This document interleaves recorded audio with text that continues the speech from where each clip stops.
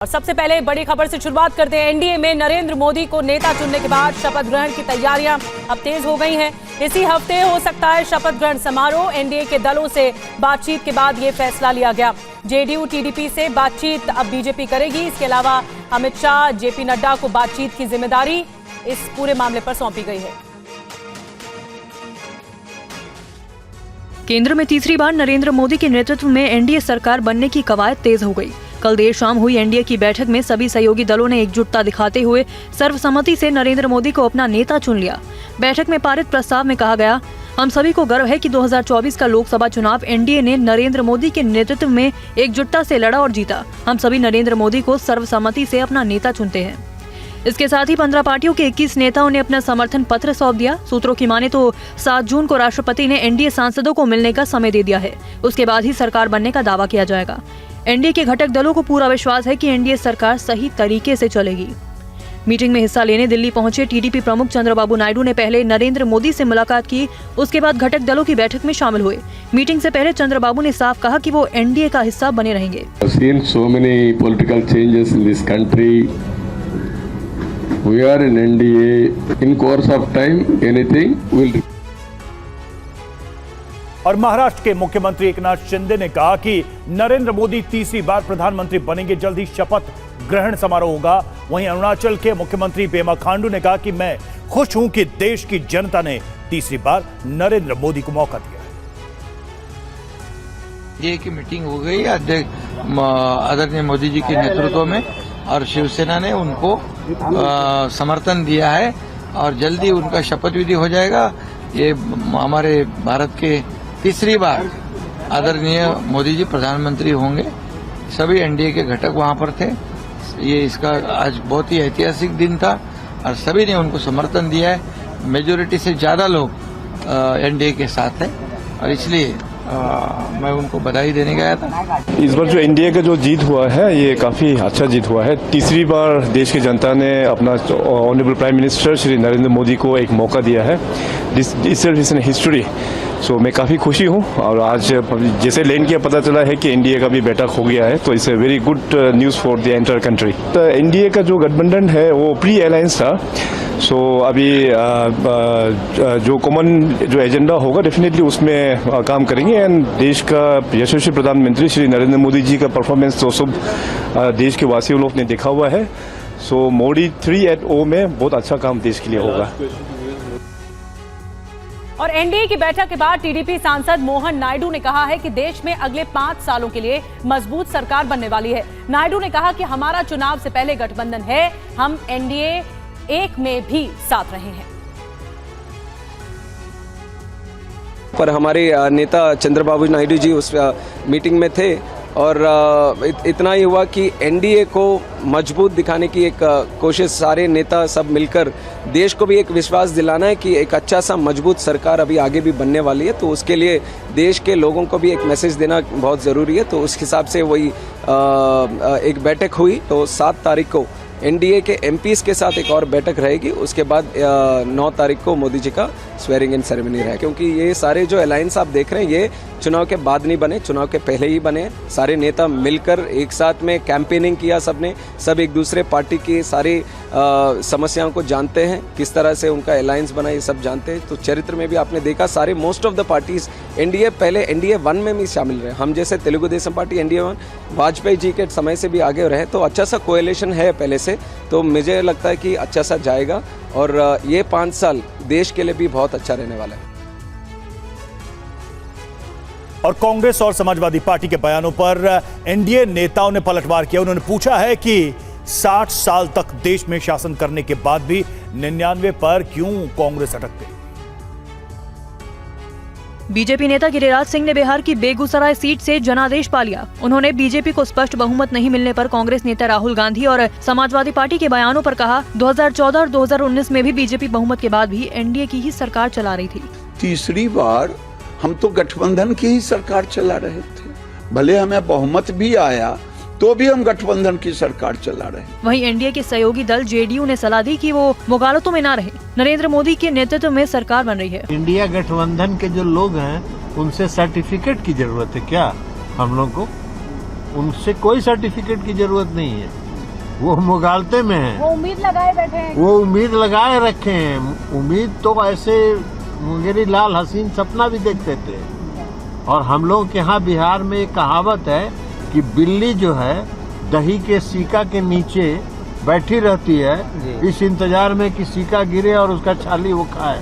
तो वो इसी इंतजार में रहे, बिल्ली की तरह नीचे बैठे रहे, कुछ नहीं मिलने वाला है।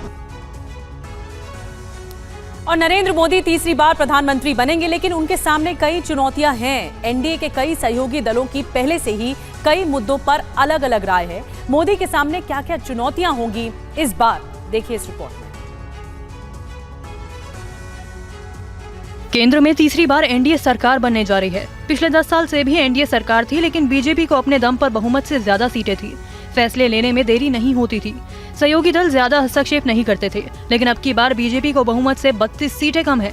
सहयोगी दलों को खुश रखे बगैर सरकार चलाना मुश्किल होगा। हर फैसले पर सहयोगी दलों की सहमति जरूरी है। ऐसे में नरेंद्र मोदी के लिए कई चुनौतियां हैं। विशेष दर्जा और विशेष आर्थिक पैकेज देने की मांग की जाएगी। नीतीश कुमार विशेष आर्थिक पैकेज की मांग पर अड़ सकते हैं। सहयोगी दलों से यूसीसी और एनआरसी पर मतभेद हो सकता है। मुस्लिम रिजर्वेशन बड़ी समस्या खड़ी कर सकता है। टीडीपी गरीब मुसलमानों के लिए 4% आरक्षण का समर्थन कर चुकी है। लोकसभा चुनाव प्रचार के दौरान बीजेपी ने कांग्रेस पर हमला करने के लिए लगातार ये दावा किया है कि वो धर्म के आधार पर मुस्लिमों को आरक्षण नहीं देने देगी। बीजेपी कई मंचों पर कह चुकी है कि वो धर्म के आधार पर आरक्षण के खिलाफ है। अब सवाल है कि गठबंधन की सरकार बनने के बाद बीजेपी और टीडीपी के रुख में परिवर्तन होगा। दोनों दल इस मुद्दे पर बीच का कोई रास्ता निकालेंगे। और सरकार बनाने को लेकर इंडिया गठबंधन की बैठक से जुड़ी एक बड़ी खबर है। सरकार बनाने का दावा नहीं पेश करेगा इंडिया गठबंधन।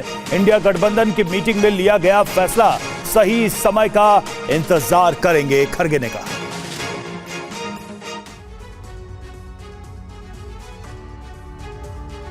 एक तरफ एनडीए गठबंधन सरकार बनाने की तैयारी में जुटा है, वहीं इंडिया गठबंधन के नेता आगे की रणनीति पर दिल्ली में बैठक कर रहे हैं। गठबंधन के प्रमुख पार्टियों के 33 नेताओं ने मीटिंग में हिस्सा लिया। सभी सहयोगी दलों की बैठक के बाद ये तय किया गया कि इंडिया गठबंधन सरकार बनाने का दावा पेश नहीं करेगा। गठबंधन ने तय किया है कि जो भी करेंगे लोकसभा के अंदर करेंगे, लोकसभा के फ्लोर पर लड़ाई लड़ेंगे। This is a mandate in defense of the Constitution of India and against viceroys, unemployment and crony capitalism, and also to save democracy. The India bloc will continue to fight against the fascist rule of the BJP led by Modi. We will take appropriate steps at the appropriate time to realize the people's desire not to be ruled by the BJP's government. और इस वक्त एक बड़ी खबर आ रही है, आपको बता दें आज बीजेपी ने अपने सभी मुख्यमंत्रियों को दिल्ली बुलाया है। कल दिल्ली में बीजेपी शासित राज्यों के मुख्यमंत्रियों की बैठक होनी है और इसीलिए आज सभी को दिल्ली बुलाया गया है। बीजेपी शासित राज्यों के मुख्यमंत्रियों को दिल्ली बुलाया गया था। आज मुख्यमंत्री आ रहे हैं और कल ये महत्वपूर्ण बैठक होनी है। और चुनाव के रिजल्ट के बाद कांग्रेस नेताओं के बयानों पर सोनिया गांधी ने विराम लगा दिया। सूत्रों के मुताबिक सोनिया गांधी ने लोकतंत्र और नंबर का हवाला दिया है। कांग्रेस ने चुनाव में 99 सीटें हासिल की हैं। इंडी गठबंधन को मिलाकर 234 सीटें पा सकी, जिसके बाद खबरें आने लगी कि दिल्ली की गद्दी पर आसीन होने के दावे किए जाने लगे। जिसके बाद खबर है कि सोनिया ने कहा है कि लोकतंत्र में सत्ता नंबर के आधार पर मिलती है। जनादेश के बाद सभी मानो कि हम सरकार बनाने का दावा पेश नहीं करेंगे। अब सियासी लड़ाई लोकसभा के पटल पर होगी। कांग्रेस नेता राहुल गांधी ने कहा कि हमको जनता के बीच फ्रंट फुट पर रहना है। जो वादे हमने किए वो हम सत्ता में आने पर पूरा करेंगे। ये माहौल बनाए रखें। मोदी के खिलाफ उन्हीं मुद्दों पर लड़ाई जारी रहे जिन मुद्दों ने बीजेपी के 370 पार और एनडीए के 400 पार के नारे को ध्वस्त किया। कांग्रेस आलाकमान से कई नवनिर्वाचित सांसदों से मुलाकात की, जिनमें अमेठी के केएल शर्मा भी शामिल थे। उनकी तरफ से जाके जैसे हम्बल आप हो ऐसे ही हम्बल रहना है आगे के लिए भी। कोई घमंड नहीं करना कि आप एमपी हो गए हो। तो ये निर्देश है उनके तरफ से और मैं उन निर्देश का पालन करूंगा। और इंडिया गठबंधन की बैठक में शामिल होने के बाद शिवसेना यूबीटी के नेता संजय राउत ने कहा है कि हम एकजुट हैं। उन्होंने ये भी कहा कि अभी समय का इंतजार कर रहे हैं। लोकसभा चुनाव में इंडिया गठबंधन को जीत मिलने के बाद घटक दलों में जोश है। दिल्ली में इंडिया की बैठक हुई जिसमें सभी दलों ने एकजुटता दिखाने की कोशिश की। हालांकि अभी सरकार बनाने का दावा नहीं किया गया, लेकिन समय का इंतजार करने पर सहमति बनी है। बैठक हुई है, सभी हमारे जो इंडिया ब्लॉक के मेंबर्स हैं सभी उपस्थित थे। खरगे साहब के घर में बैठक हुई। सोनिया गांधी जी, प्रियंका जी, राहुल जी, खरगे जी, शरद पवार साहब, स्टालिन साहब, अखिलेश यादव जी, तेजस्वी सभी थे। और हमारी जो एकजुट चुनाव से पहले रही वही आज कायम रही। हमने ये तय किया है कि हमको जो मैंडेट मिला है वो मैंडेट इस देश में जो फैसिज्म बढ़ रहा है, तानाशाही, संविधान के खिलाफ जो काम चल रहा है उसके खिलाफ मिला है, जो करने वाले लोग हैं। तो हमको जब मौका मिलेगा, अप्रोप्रिएट टाइम का हम इंतजार कर रहे हैं, तब जो पीपल्स डिजायर है ये सरकार बदलने की, उस दिशा में हम कदम बढ़ाएंगे। और नीतीश के साथ फ्लाइट में सफर पर बोले तेजस्वी, नीतीश जी से दुआ सलाम हुआ, सारी बातें बताई नहीं जाती, कुछ बातों का आगे खुलासा करूंगा, तेजस्वी का।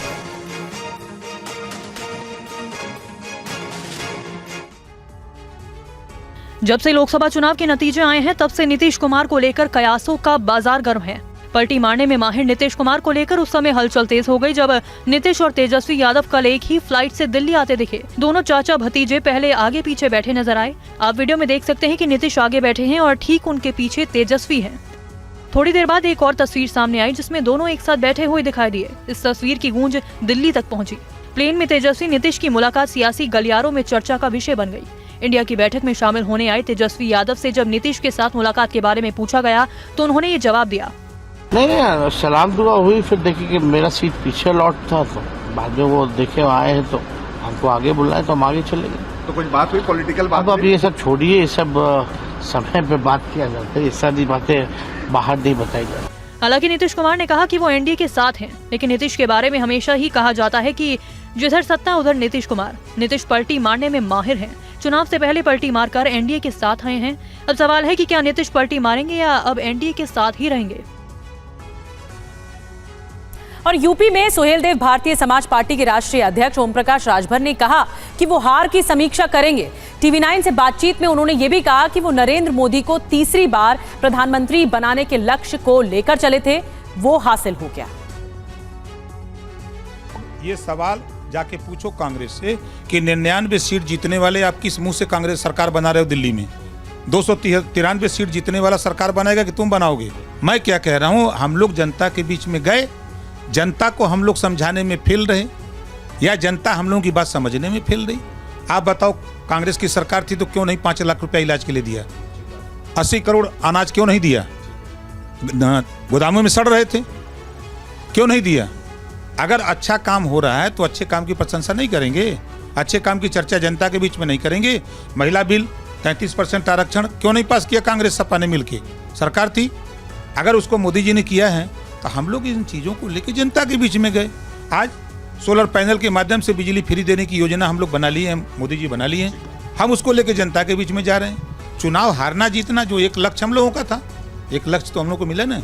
देखिए, देश के प्रधानमंत्री की कुर्सी पर 8 तारीख को हमारे देश के प्रधानमंत्री तीसरी बार शपथ लेने जा रहे हैं। शिवराज सिंह चौहान ने विजय जुलूस निकाला और जनादेश के लिए वोटर का आभार जताया। शिवराज ने इस दौरान लोगों से भी मुलाकात की।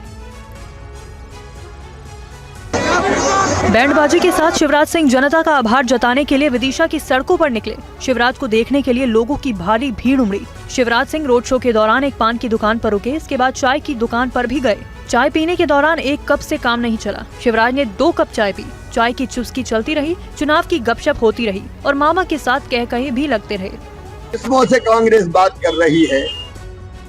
2004 में 145 सीटों पर सरकार बनाई थी, 145 सीट।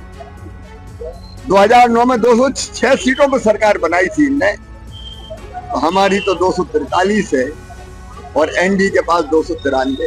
शिवराज ने विपक्षी गठबंधन की ओर से सरकार बनाने के प्रयास किए जाने के सवाल पर कहा कि ये मुंगेरी लाल के हसीन सपने जैसा है। मुंगेरी लाल के हसीन सपने अभी भी देख रहे हैं। 100 सीटें है नहीं,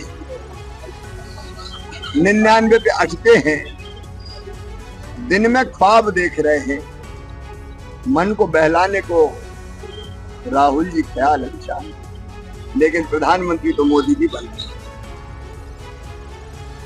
और बड़ी खबर आपको बता दें कि राष्ट्रपति भवन में मोदी कैबिनेट का फेयरवेल डिनर हुआ। 17वीं लोकसभा भंग करने के बाद डिनर का आयोजन। उपराष्ट्रपति जगदीप धनखड़ भी डिनर में शामिल हुए।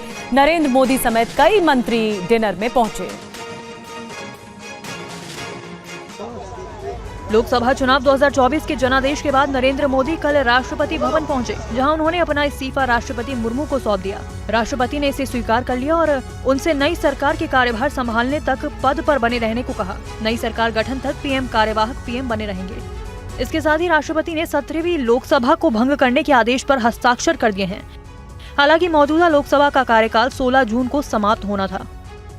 राष्ट्रपति द्रौपदी मुर्मू ने 17वीं लोकसभा भंग करने के बाद कैबिनेट मंत्रियों के लिए फेयरवेल डिनर का आयोजन किया। डिनर में मोदी के साथ ही उपराष्ट्रपति जगदीप धनखड़, ओम बिरला, राजनाथ और अमित शाह समेत कैबिनेट के कई मंत्री शामिल हुए। चुनाव के बाद नई लोकसभा बनने से पहले इस इवेंट का आयोजन होता है। ये परंपरा कई सालों से चलती आ रही है। इससे पहले मोदी मंत्रिमंडल की कल सुबह 11:30 बजे आखिरी बैठक हुई। इसमें सरकार की तीसरी बार जीत को लेकर धन्यवाद प्रस्ताव पारित किया। और 24 साल बाद ओडिशा की जनता ने इस बार बीजेडी को जनादेश नहीं दिया। पूर्व सीएम नवीन पटनायक ने कहा है कि इसमें शर्मिंदा होने जैसी कोई बात नहीं। नवीन पटनायक 24 साल से ज्यादा समय तक ओडिशा के मुख्यमंत्री रहे।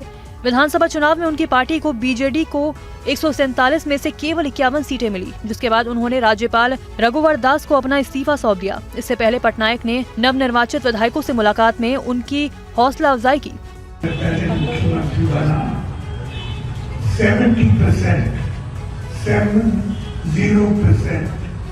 उड़ीसा के लोग पॉवर्टी लाइन के नीचे थे, अब 10% की नए। हमारा हर प्रोग्राम हेल्थ हो, एजुकेशन हो, इरिगेशन हो, एग्रीकल्चर हो, महिला मानव के लिए सब कुछ हमने छुआया और सुंदर काम करा। हमने कुछ भी शर्म नहीं होनी चाहिए। तो अब जो सबसे बड़ी चुनौती नई सरकार में होगी वो है मंत्रालयों में खींचतान को लेकर। बड़ी खबर इसी से जुड़ी हुई आ रही है। जेडीयू ने रेल के साथ साथ 2 और बड़े विभाग मांगे हैं। रेल मंत्रालय पर जेडीयू एलजेपी में टकराव देखने को भी मिल रहा है। चिराग भी रेल मंत्रालय चाहते हैं। विधानसभा चुनाव नीतीश की अगुवाई में लड़ने की शर्त भी सामने है। तो देखिए, टकराव अभी नई सरकार बनी नहीं है पूरी तरह से, लेकिन टकराव सामने आने शुरू हो गए हैं।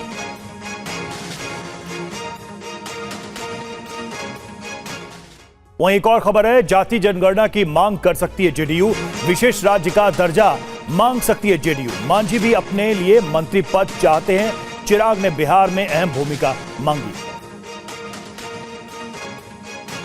तो देखिए, बिहार के तमाम जो सहयोगी दल हैं एनडीए के, उनकी तरफ से उनसे जुड़ी ये खबरें सामने आ रही हैं।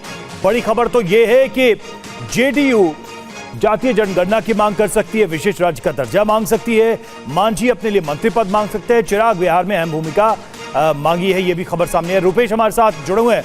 रुपेश, अब बिहार से जो एनडीए के घटक दल हैं उनसे जुड़ी तमाम ये खबरें हैं, आपको क्या सूचना मिल रही है? अलग अलग नेताओं, अलग अलग दलों की डिमांड क्या है?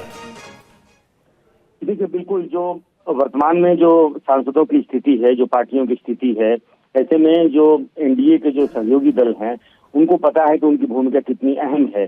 पिछली बार जेडीयू ने 16 सांसद जीते थे और 16 सांसदों में 4 मंत्री पद की मांग की थी, जिसे बीजेपी ने ठुकरा दिया था। उसके बाद से नीतीश कुमार ने बाहर से समर्थन देने का, यानी कि मंत्रिमंडल में शामिल नहीं होने का फैसला लिया था और बाद के दिनों में आरसीपी सिंह मंत्री बने थे। लेकिन इस बार ये स्थिति नहीं है कि नीतीश कुमार, जिनके 12 सांसद हैं, उनकी कुछ मांगों को यूं ही ठुकरा दिया जाए। लिहाजा इस बार वो 3 मंत्री पद चाहते हैं, जिसमें एक रेल मंत्रालय वो चाहते हैं, क्योंकि नीतीश कुमार खुद भी वाजपेयी गवर्नमेंट में वो रेल मंत्री रह चुके हैं। लिहाजा वो रेल मंत्रालय अपने लिए चाहते हैं। लेकिन दूसरी तरफ चिराग पासवान हैं, जिनके 5 सांसद हैं, वो अलबत्ता 2 सांसदों को मंत्री बनाना चाहते हैं, लेकिन एक पर वो उनकी बार्गेनिंग हो सकती है और वो भी अपने लिए रेल मंत्रालय चाहते हैं, क्योंकि उन्हें भी पता है, उनका तर्क ये है कि उनके पिताजी भी कई बार रेल मंत्री रह चुके हैं, लिहाजा रेल मंत्रालय उन्हें मिलना चाहिए। जेडीयू की लंबे समय से मांग रही है और नीतीश कुमार की अगुवाई में संपूर्ण विपक्ष केंद्रीय प्रधानमंत्री के पास एक डेलीगेशन गया था, जिसमें पूरे देश में जातीय जनगणना कराने की मांग रखी गई थी, जिसे ठुकरा दिया गया था।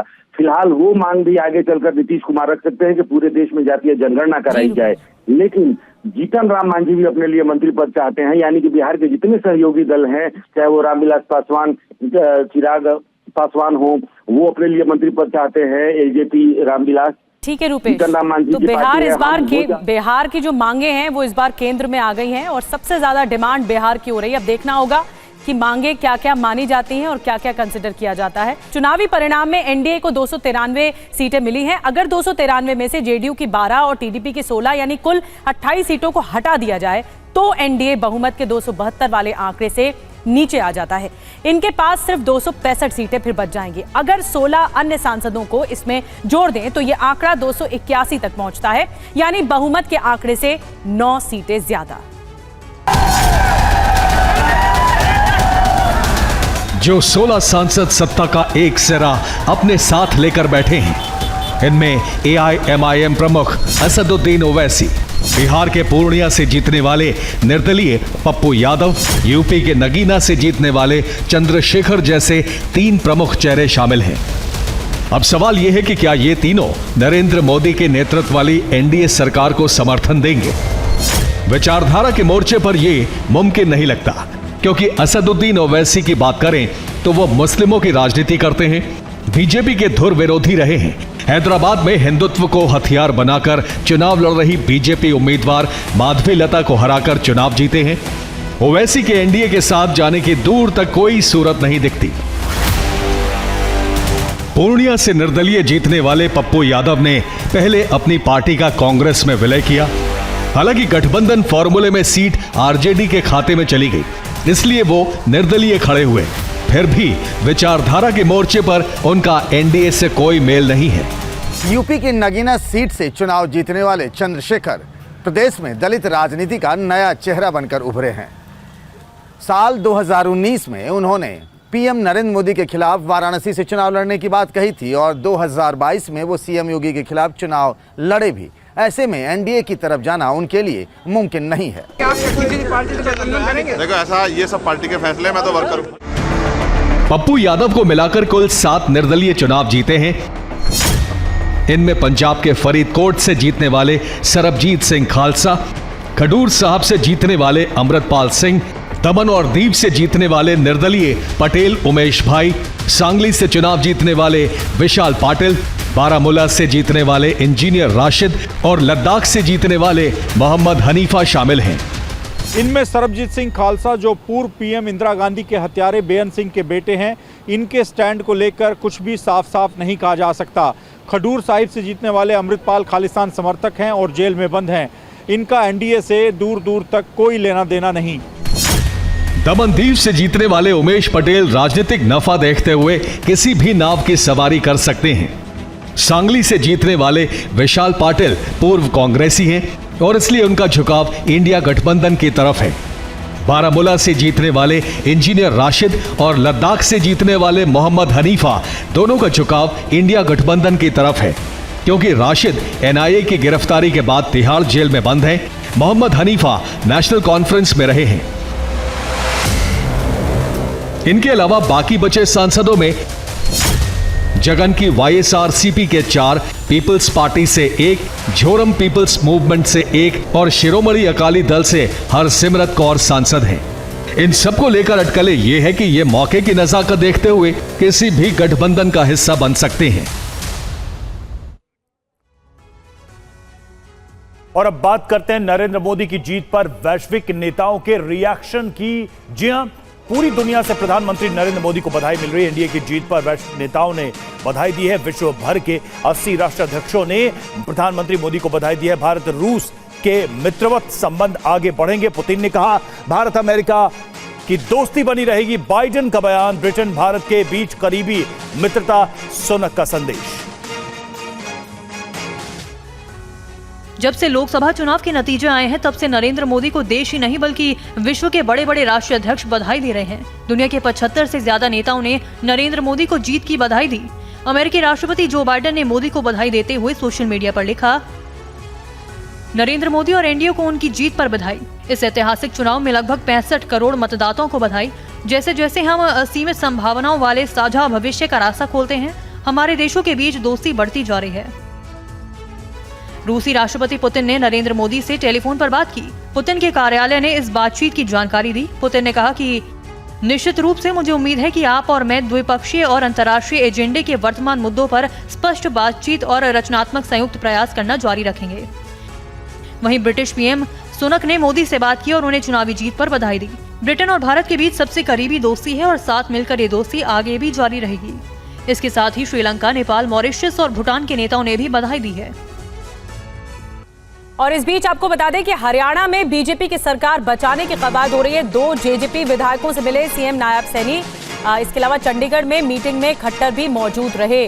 जोगीराम सिहाग जो कि रामनिवास से मुलाकात हुई और ऐसे में ये सवाल बन गया है कि हरियाणा में जो इस बार हार सामने आई है बीजेपी के लिए, अब सरकार बचाने की कवायद भी तेज हो गई है।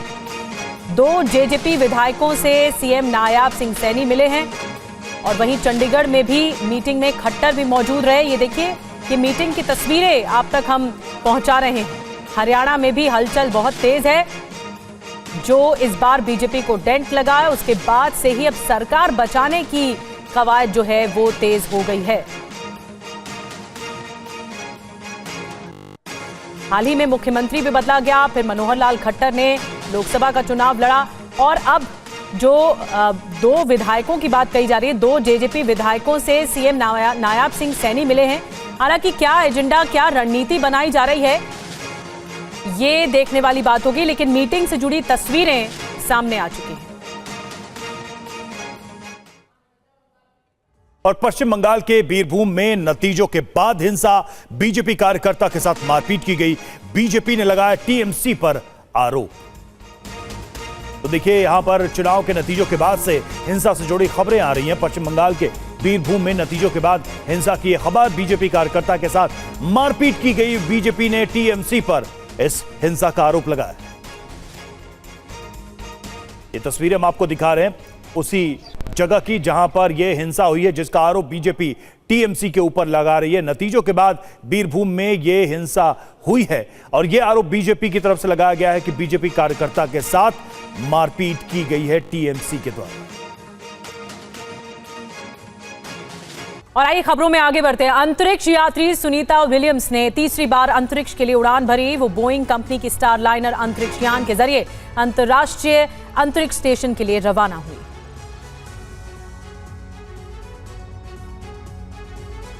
भारतीय मूल की अंतरिक्ष यात्री सुनीता विलियम्स और बुच विल्मोर को लेकर बोइंग का क्रू फ्लाइट टेस्ट मिशन कई बार की रुकावट के बाद आखिरकार फ्लोरिडा के Cape Canaveral space force station से रवाना हुआ। इस तरह के मिशन पर जाने वाली विलियम्स ने पहली महिला के रूप में इतिहास रचा।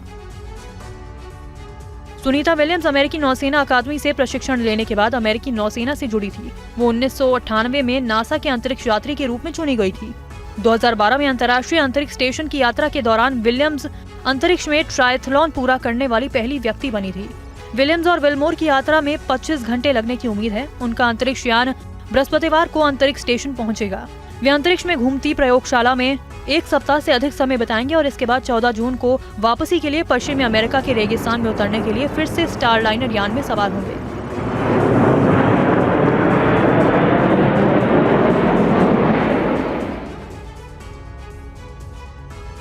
और देहरादून से बड़ी खबर है। उत्तरकाशी के सहस्त्रताल में हुए हादसे की वजह से 5 ट्रैकर की मौत हो गई और रेस्क्यू ऑपरेशन अभी भी जारी है।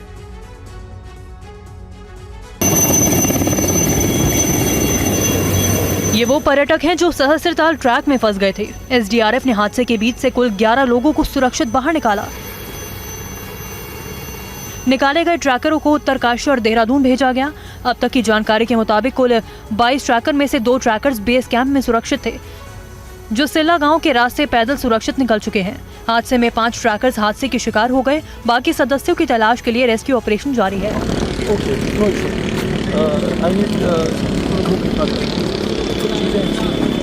बताया जाता है कि एसडीआरएफ की 2 हाई एल्टीट्यूड रेस्क्यू टीमों को हिमालय ट्रैक पर घटनास्थल की ओर भेजा गया है, लेकिन 35 किलोमीटर लंबे रास्ते को तय करने में काफी मुश्किलें आ रही हैं।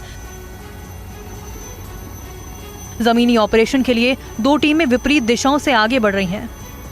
अधिक ऊंचाई और उबड़ खाबड़ इलाकों के कारण 2 हल्के वजन वाले चीता हेलीकॉप्टरों के साथ लापता ट्रैकर्स की खोजबीन जारी है। और उत्तर भारत को गर्मी से राहत मिलनी शुरू हो गई है। कल शाम और देर रात हुई बारिश की वजह से दिल्ली एनसीआर का पारा लुढ़क गया है।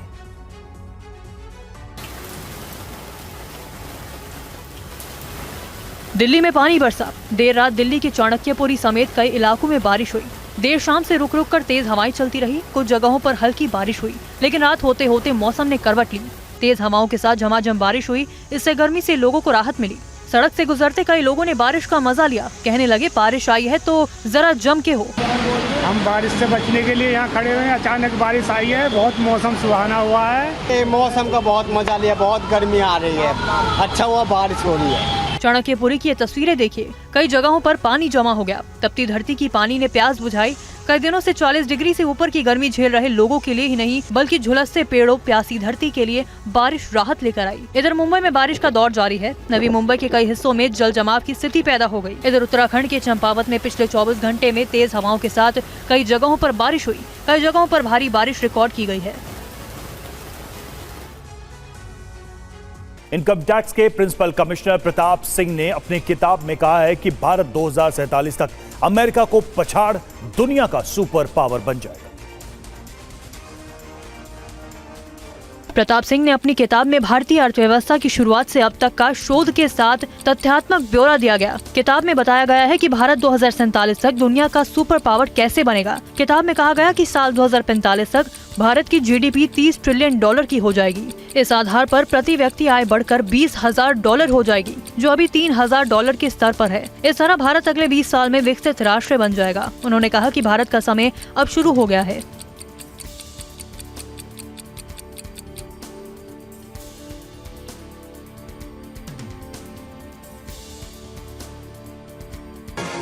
और बड़ी खबर आपको बता दें, पश्चिम बंगाल के कूच बिहार में बीजेपी कार्यालय में तोड़फोड़ की गई है।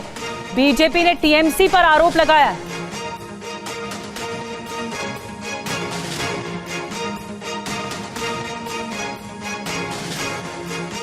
तस्वीरें आपको दिखा रहे हैं किस तरह आरोप लगाया गया है। बीजेपी ने टीएमसी पर आरोप लगाया है। कूच बिहार में बीजेपी के ऑफिस में, बीजेपी के दफ्तर में तोड़फोड़ हुई।